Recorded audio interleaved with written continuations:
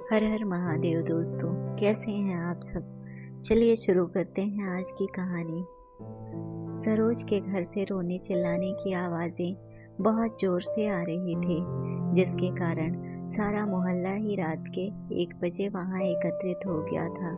अरे अरे, ये क्या हो गया और कैसे हुआ का स्वर चारों ओर सुनाई दे रहा था। उनकी मात्र 6 महीने पुरानी पुत्रवधू अलका अर्धजली अवस्था में तड़प रही थी और बेटा दीपक भी अपने दोनों हाथ जलाए लोगों के सामने थे। चलो चलो जल्दी, इन दोनों को अस्पताल लेकर चलो। हर तरफ से यही शोर सुनाई दे रहा था तथा रसोई घर से निकलने वाली गैस की बदबू और धुएं ने लोगों का वहां खड़ा रहना मुश्किल कर दिया था। रातों रात उन दोनों को अस्पताल लेकर जाया गया। अगली सुबह हर ओर सरोज और दिवाकर की बहू आग में जल मरी की खबर आग की तरह फैल गई, जबकि अभी अलका जीवित थी और उपचाराधीन थी। पर लोगों का क्या है, एक सुनकर 4 बनाते हैं, उन्हें देर थोड़ी ना लगती है। अरे अभी तो 6 माह ही हुए थे दीपक के विवाह को, ऐसा क्या हो गया जो बहू को जलाकर मार दिया इन ससुराल वालों ने। लगता है दहेज चाहिए होगा। जब शादी हुई थी तब तो बड़ा कहते थे कि हमने 1 रुपया भी नहीं लिया दहेज के नाम पर। लड़की के माता पिता से अब उतर गया मुखौटा, दिखा दी ना अपनी औकात।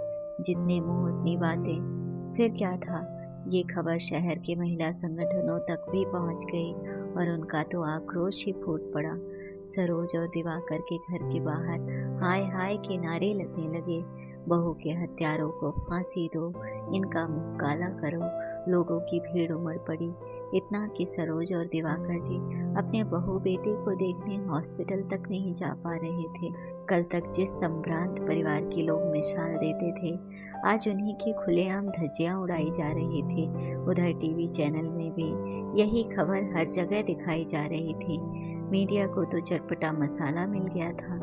दीपक की कोई गर्लफ्रेंड भी है, ये इन मीडिया वालों ने भी पैदा कर दी थी तथा सरोज को क्रूर सास और दिवाकर जी को एक वैसी ससुर के रूप में हर चैनल पर खूब उछाला जा रहा था, जबकि वास्तविकता कुछ और ही थी। दरअसल अलका एक उग्र स्वभाव की घमंडी लड़की थी। वह अपने सास ससुर के साथ रहना नहीं चाहती थी और विवाह के तुरंत बाद से ही दीपक पर अलग रहने का दबाव डाल रही थी, जिसे अपने माता पिता का एकमात्र पुत्र होने के कारण दीपक अस्वीकार कर रहा था। इसलिए स्वयं अलका ने ही अपने सास ससुर और पति को सबक सिखाने के खातिर खुद के कपड़ों में आग लगाई। उसकी कोशिश तो ये थी कि थोड़ा सा स्वयं को जलाकर वह इन तीनों को फंसा देगी, पर उसका ये दांव उल्टा पड़ गया। उसकी सिल्क की नाइटी ने तेजी से आग पकड़ ली और वह गंभीर रूप से जल गई। इधर शहर भर का आक्रोश दिवाकर जी के परिवार पर निकल रहा था। बेचारा दीपक, जो खुद भी अलका को बचाने के प्रयत्न में घायल हुआ था, उसकी ओर किसी की सहानुभूति ही नहीं थी।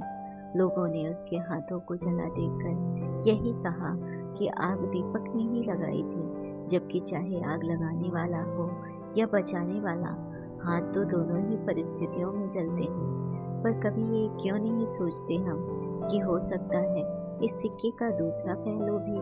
कैसे होता ये जन आक्रोश, जो कई बार गलत जगह पर बिना कुछ सोचे समझे फट पड़ता है, और इस आक्रोश की बलि चढ़कर कितने ही निर्दोष लोग अपनी पूरी जिंदगी हार जाते हैं। यही दीपक के साथ हुआ।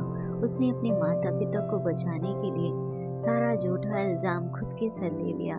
वह जेल की सलाखों के पीछे पहुंच गया, जहां उसका भविष्य पूर्णतः अंधकार में था। दूसरी ओर अलका भी, जो अपने ही परिवारजनों को फंसाकर अपनी मनमानी करना चाहती थी, वह भी नहीं बच पाई और इस तरह से एक पूरा परिवार ही तबाह और बर्बाद हो गया। हमें हमेशा अपने आक्रोश को काबू में रखना चाहिए। यदि अलका ही इतना अधिक आवेश में नहीं आती और ये खतरनाक रास्ता नहीं चुनती, तो शायद थोड़ी समझबूझ के साथ अपनी अलग गृहस्थी बसा सकती थी, और तब वह खुद भी अपनी जान से हाथ नहीं धोती और ना ही एक परिवार उजड़ता। अगर आपको कहानी अच्छी लगी हो तो अपने दोस्तों के साथ भी शेयर कीजिए और कमेंट में अपनी राय ज़रूर दीजिए। धन्यवाद दोस्तों।